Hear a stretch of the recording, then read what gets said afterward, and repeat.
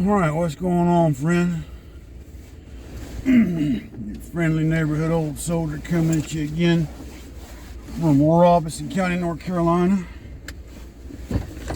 on this Thanksgiving week.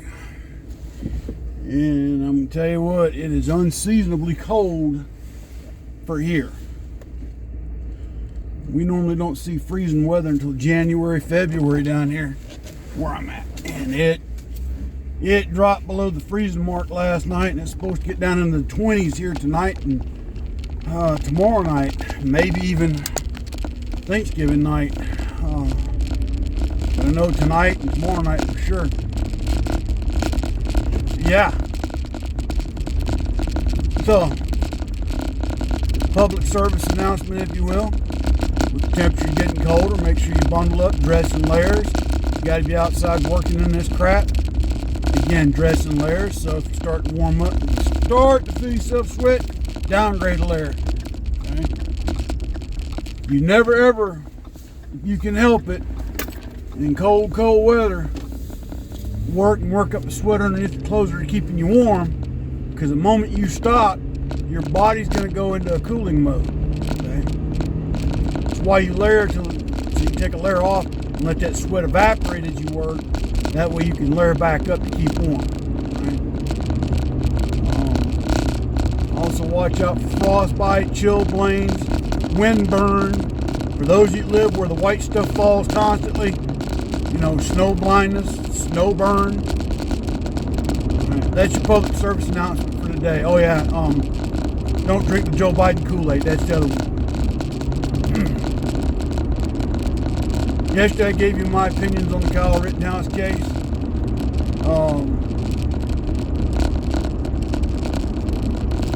What I want to talk about now, we've talked about this before, is our bought and paid for communist media. Communist media. The government controls them or they control the government. Either way it goes, we know they're in cahoots together and they're working to push a lie. I'm not even going to call it a narrative anymore, I'm just going to call it a lie. I guess it'd help if I turn the heat on in this truck. It is cold. But yeah, pushing the lie. Okay. It's only getting worse, folks. It's only getting worse. And I'm guessing, and I'll throw this one at you. My daughter calls me this morning. You know, in the past, it's really been put out there in the news, maybe because I don't have cable TV anymore. I don't, satellite, whatever y'all call it these days. My day was cable. You know, big things that during this week will be seen in the news. Well, supposedly last night, the thief in chief was at Fort Bragg, North Carolina, feeding him and Dr. Jill Biden, because she's a doctor. Right. We're feeding 250 troops. 250 troops. First thing I told my daughter, he probably didn't know where he was at to begin with. All he knew, he probably had a Boy Scout convention.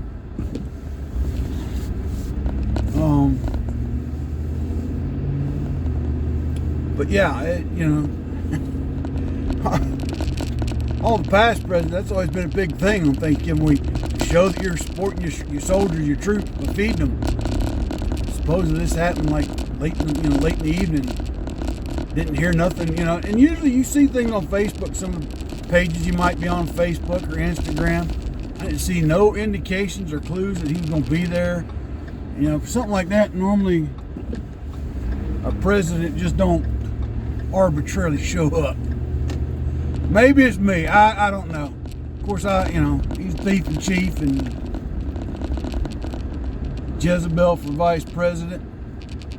Of course, there's rumblings that they're trying to, not Tucker Carlson, but he's on the Fox 5.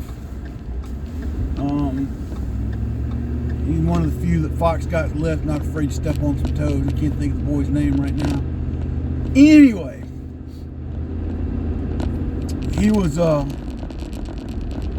doing a segment on the rumblings within the Democratic Party and the fact that Congress, or the House, had been studying nomination committees or special committees. And the rumor has it is they're looking to replace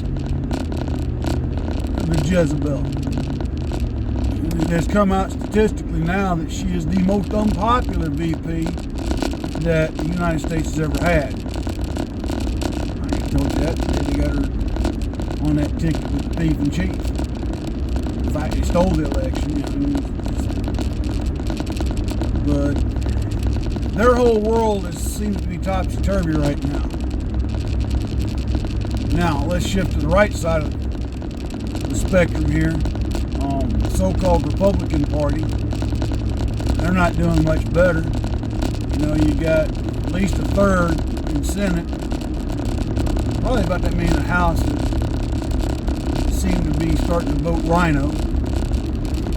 Okay. But one that she's not in Congress anymore, but I'd love to see her run again. I'd love to see her run for president again. Y'all might disagree with me on it, but it's Tulsi Gabbard. I've been watching a lot of segments with her here lately, and she seems to be more in tune with a conservative mindset than I would say her party allows. And I said it, allows. You know, the Democratic Party is a bunch of communists now. There's no free thinking. You either follow the party line or you get tossed. All right, I gotta pause this for a minute. I gotta dump this garbage. I'll be right back. And we're back. I'm out here dumping my garbage today. Gotten backed up a little bit, but that's all right. I'm out here to our little dump site. Got rid of it. Now I got to go to Dollar General for Mrs. Old Soldier. Get some stuff for her and for the grandbaby. But yeah, Tulsi Gabbard. Like I said, I've been watching her. I'm not going to say she's a full-blown conservative. I mean, she served as a sitting member of Congress as a Democrat. She's from Hawaii, which is predominantly Democrat. For what reason, I don't know, but it is what it is there in that sense of the word. I like Tulsi because, one, she's not afraid to step across the line to work with others to better America. Okay? Two, she is a serving member of the armed forces in a reserve capacity. I think recently she just finished a tour of active duty. Okay? But the fact that she's speaking out against the party that she's still a member of, you know, and when I say speak out, she's not playing the, you know, what can I get from them Joe Manchin game kind of deal. The other day I was watching her piece when she was speaking on the segment, or she was speaking on her opinion, if you will, of the Kyle Rittenhouse case.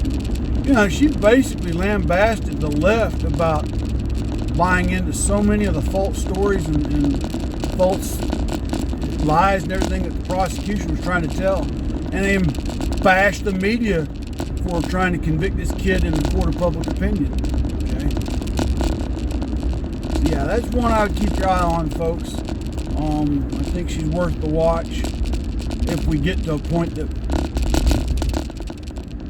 we ever have a real election again.